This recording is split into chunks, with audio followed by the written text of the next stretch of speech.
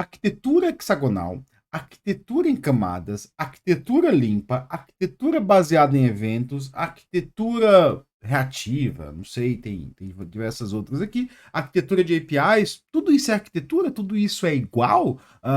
Oi, eu quero falar hoje sobre estilos arquiteturais, padrões arquiteturais e padrões de projetos, diferenciar cada um e dar para você um bom entendimento do que é cada coisa, onde cada coisa se encaixa. Se você não me conhece, meu nome é Vitor Osório, esse é o canal Computação Crítica. Praticamente todo dia eu trago um cafezinho aqui, um vídeo sem roteiro onde eu falo de computação, desenvolvimento de software e outras coisas, né? E hoje a gente vai falar sobre estilos arquiteturais e padrões arquiteturais. Então, vamos começar?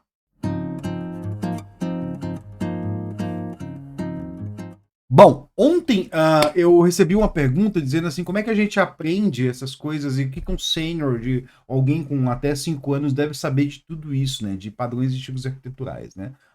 E a dica que eu vou te dar, né, a pessoa misturava ali os padrões arquiteturais, os estilos arquiteturais, né?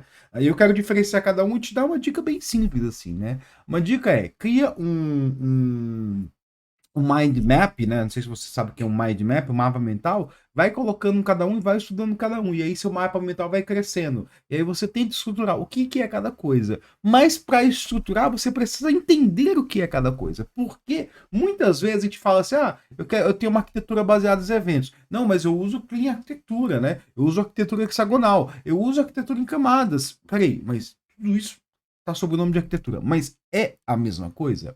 A gente tem que parar e pensar que eu quero fazer uma definição. Eu tenho um vídeo que eu falo especificamente sobre arquitetura, né? Uma série de cafezinhos ali que eu nem concluí, mas em algum momento eu vou continuar ela, né?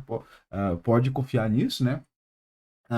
E lá eu falo que a arquitetura ela pode mudar o jeito como a gente vê, dependendo da granularidade do que a gente vê, né? E quando a gente está lá muito no micro mesmo, vendo software, né? Olhando na arquitetura do software internamente, a gente fala muitas vezes de padrão de projeto, né? O que é o padrão de projeto? Eu vou pegar ali um padrão conhecido, descrito, né? Vou adaptar o meu caso de uso ao meu modelo de software e usar ali localmente, local, assim, um ponto bem local do código, algo bem, bem pequeno, né? Só que aí tem uma hora que eu paro, peraí. Então, assim, agora eu tenho um projeto, né? Eu tenho um projeto, meu projetinho Java ali, ele vai ser o quê?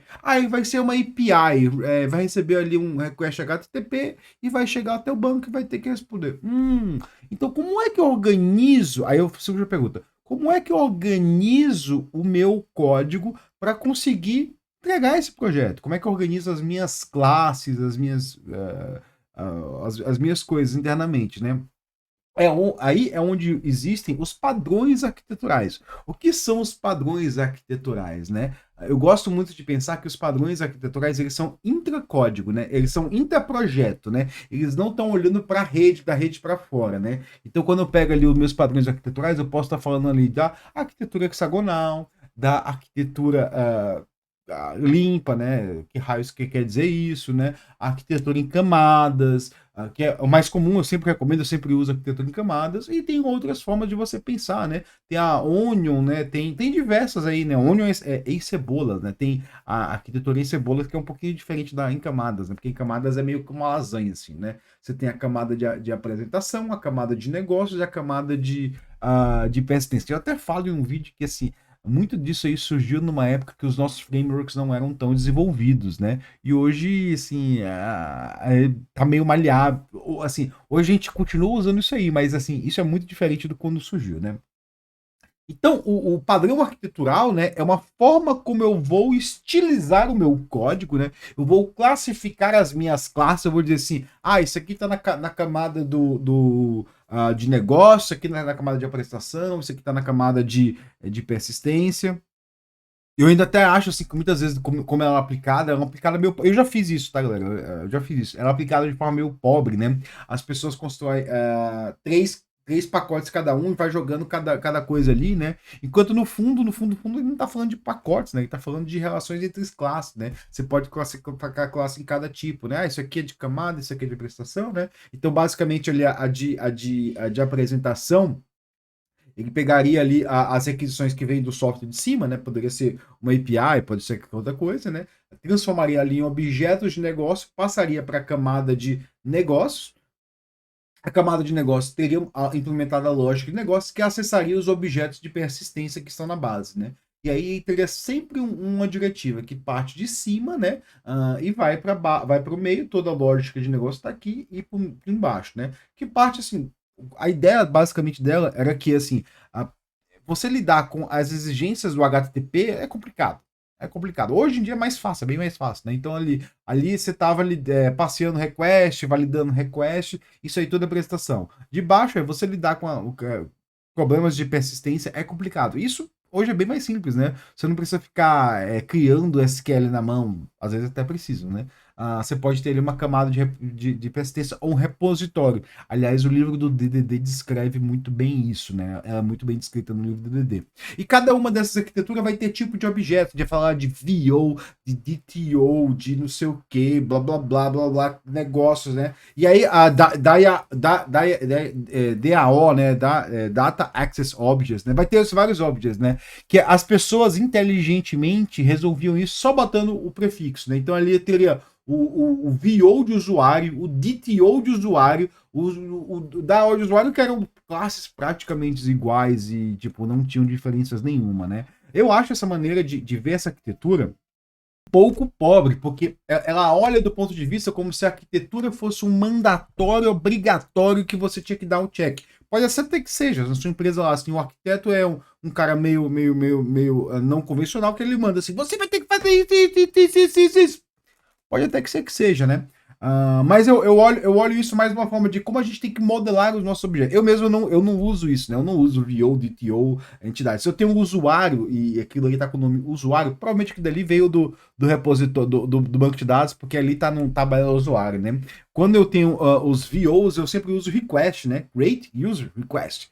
Update user request. Delete user request. Eu sempre uso essa request response como sufixo, né? E aí no prefixo eu tenho uma ação, porque sempre que eu tenho um API, eu estou exigindo uma ação do banco de dados. Então eu coloco tudo isso como nome de ações que deixa até mais legal, né? Isso tem até umas vantagens, eu já falei diversas vezes aqui, né? Um caso, sempre que eu falo assim, né? Teve uma vez que eu gerei uma documentação para uma API, e aí eu vi lá que, pô, para criar usuário, você tinha lá um campo ID que era opcional. Aí eu falei assim, tá, e se eu botar o ID aqui, não vai funcionar? Eu falei, pô, então não tem esse campo ID, né?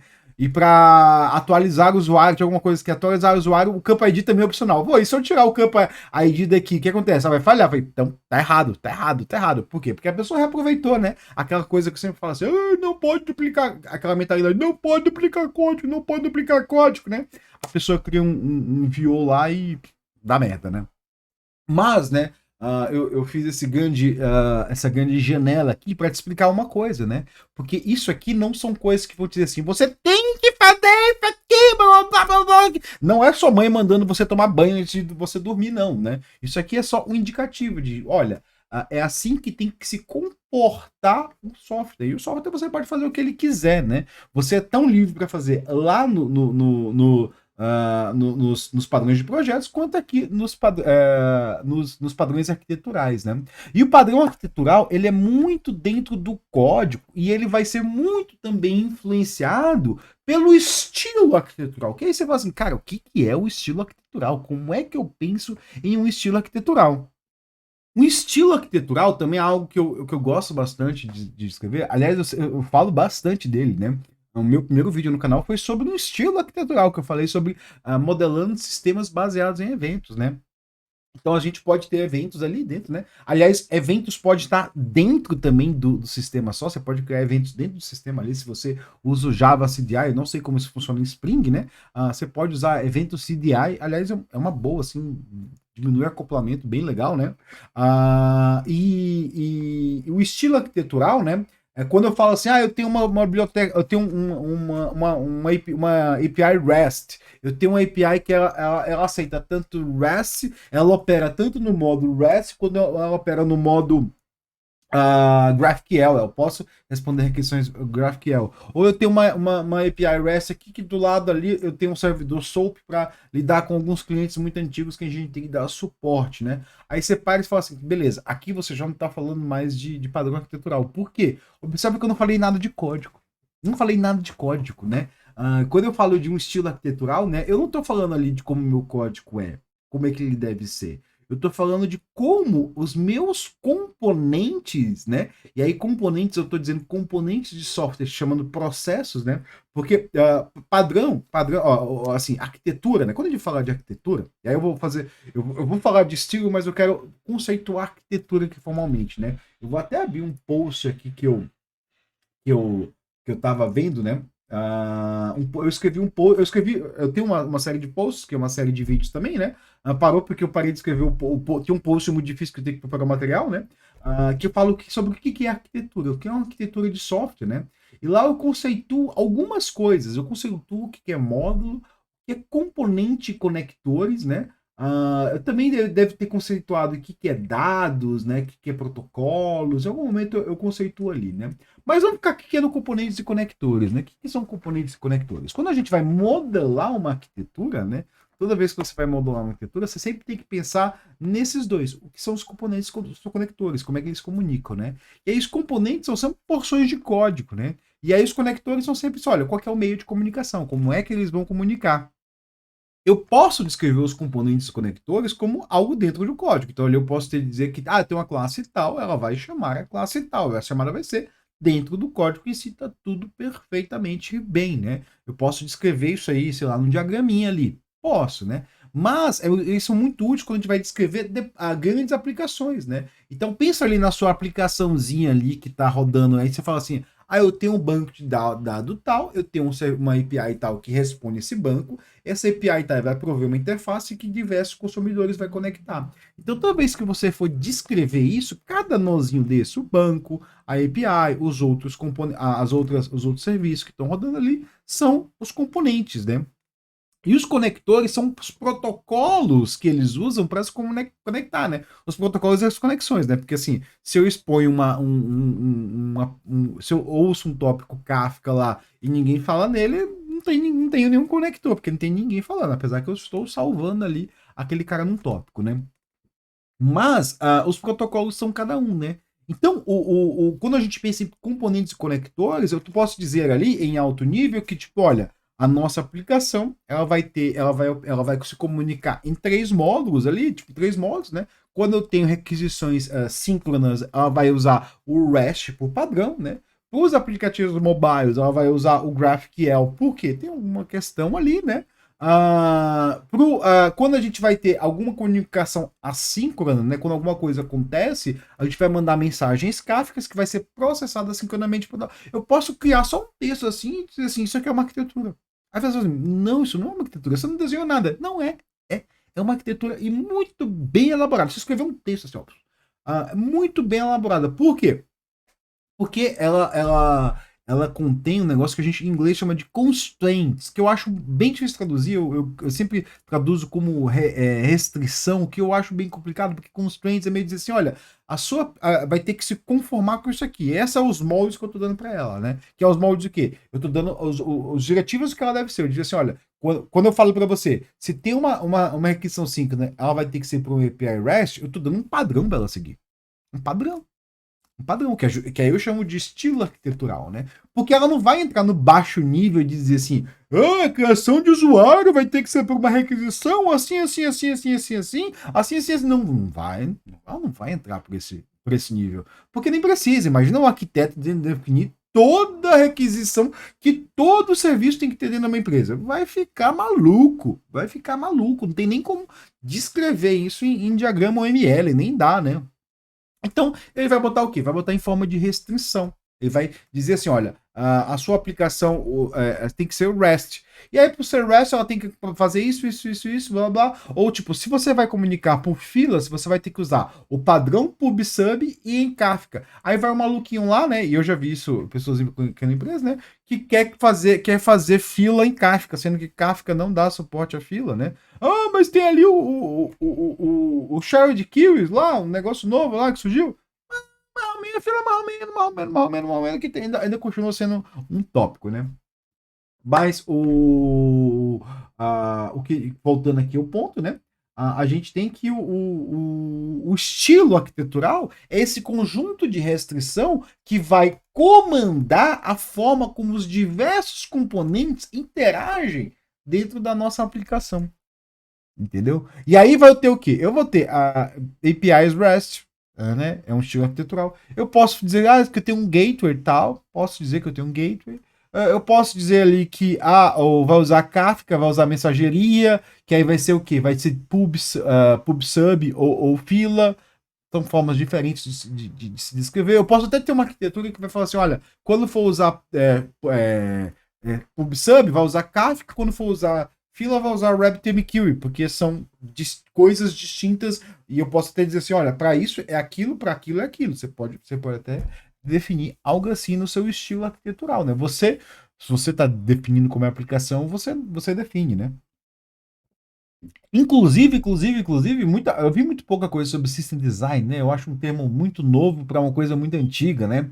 Até alguém fez uma pergunta esses dias: o que, que eu acho sobre System Design? Eu falei assim: aí eu perguntei, eu voltei a pergunta assim: me diz o que, que você entende por System Design, né? Porque System Design, que eu entendo, é um estilo de entrevista, né? Que eu dou um problema, eu já fiz algumas assim, né? Você dá o problema ali, a pessoa vai ter que desenhar um sistema baseado naquilo. Eu lembro que eu fiz uma entrevista para uma multinacional uma vez que eles mandaram reimplementar o S3. Eu comecei a pensar ali, isso é uma merda, né? Até porque foi a primeira entrevista que eu fiz para uma empresa internacional e não foi boa, né? Porque eu não tinha preparado, né? Eu tava ali trabalhando na consultoria de boaça quando alguém pagou uma passagem para mim para eu ir pro Rio de Janeiro. Eu falei, opa, né? Cheguei até no Rio de Janeiro quando houve um assassinato de uma vereadora, a cidade tava um caos. Lembro até o dia por causa disso, né? Foi um pouco depois ali. Eu lembro de chegar no hotel lá da entrevista com tinha um militar com arma assim na minha frente. Eu olhei assim, opa, fiquei um pouco receoso, né? Mas e era uma entrevista o dia inteiro, né? Saí cansadão, tipo. Cara, eu não gostei dessa entrevista de System Design, não, porque assim, eu teria mais tempo de projetar um S3 se eu estivesse dentro de uma empresa, né?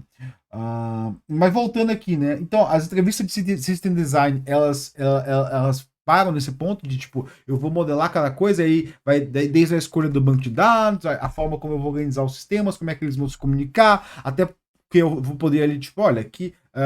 E aí isso vai diferenciar um pouco do estilo arquitetural, né? Porque vamos pensar aqui. Eu quero que o meu sistema escale. Se eu quero que o meu sistema escale, eu vou distribuir ali as funcionalidades em diversos módulos. Eu vou falar assim: esse módulo aqui, ele vai ser acessado pelo usuário da API. Então, algumas chamadas que são muito. Requer muito recurso, eu não vou passar para ela, vou deixar em outro sistema que vai ser mais contido, né? Isso aí é system design. Você vai estar falando assim: olha, isso aqui vai fazer tal coisa, isso aqui vai fazer tal coisa. Você vai estar distribuindo responsabilidades dentro desses diversos componentes, né? Mas aqui, voltando à arquitetura, né? Definir aqui o que é padrão arquitetural, tinha falado no vídeo anterior, né? Diferenciei um padrão arquitetural de um estilo, desculpa, diferenciei um padrão arquitetural vou começar do zero aqui, né? Eu falei de padrões de projeto no vídeo anterior, né? Aqui eu defini o que são padrões arquiteturais que moldam como vão ser o nosso código, né? Dentro do projeto, né? Dentro do Javazinho, do Jarzinho lá, né? Diferenciei os dois, depois eu vim falar de estilo arquitetural, falei que isso é mais extra componente ali, que está se comunicando em diversos componentes. Ele não vai, o estilo arquitetural não vai descrever ponto a ponto, né? Aliás, quando eu vou montar uma arquitetura, eu posso compor eles, eu posso dizer assim, ela vai ser baseada em eventos, mas ela também vai ter uma API REST. Normal isso, tá, galera? Isso é normal. Você está compondo arquiteturas. Por quê? E aí eu posso até entrar numa coisa filosófica aqui. Deixa eu invocar o nosso mano Aristóteles lá da Grécia, que eu vi falar hoje que eu estava vendo um vídeo que falou que ele usaria calça. Né? Eu lembrei dos vídeos da Odisseia que fala que grego achava muito bárbaro usar calças. Eles nunca usariam calças, né? Então, assim, desculpa aí as empresas que fazem propaganda, mas tipo, usar Aristóteles não dá pra isso, né? E aí você vai. Por que você está falando de Aristóteles na arquitetura? Sim, tem tudo a ver, né? Aristóteles fala sempre do conceito ali do que é em essência, né?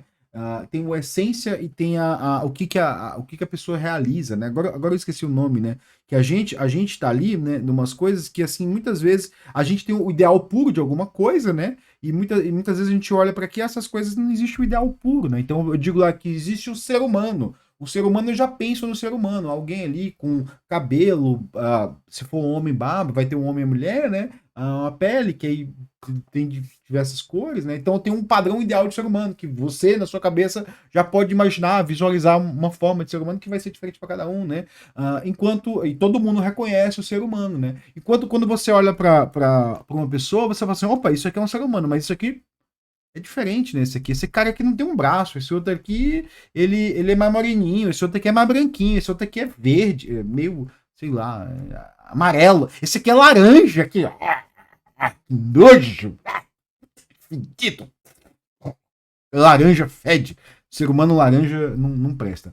Esse aqui é laranja, né? E aquele dali não é, né? Então ali por que eu tô falando isso aqui? Porque você pode ter ali uma API REST que ela se faz em vários padrões. Você pode ter ali uma. E aí eu posso até voltar para os padrões arquiteturais. Você pode ter uma arquitetura em camada que ela se faz de diversas formas. Ela se faz de formas diferentes, da mesma forma como Aristóteles ali pensou no que são as coisas em essência, né? Por exemplo, o ser humano em essência, aquele ser humano idealizado que ele imaginava, né? E os seres humanos reais aqui, de carne e osso, que estão no nosso dia a dia. O grego tinha essa dicotomia muito grande do que é em essência e do que é real, né? E ele achava que em algum momento todo mundo ia virar em essência, né? Essa coisa grega, né? Então, assim, a gente tem muito disso, né, de software, né, que a gente descreve as coisas em essência, mas quando elas se materializam, elas não precisam estar parecidas com a essência. A gente só tem que saber reconhecer a essência daquilo dentro dos nossos sistemas. Então, ali, quando você faz uma arquitetura em camadas, você tem que saber reconhecer, pô, isso aqui é em camadas. Aí, por que é em camadas? Porque tem todas as características de camadas. E esse é um grande problema. Esse é o grande problema das arquiteturas, porque a gente deixa de olhar nas peculiaridades, na essência e vai para a aparência.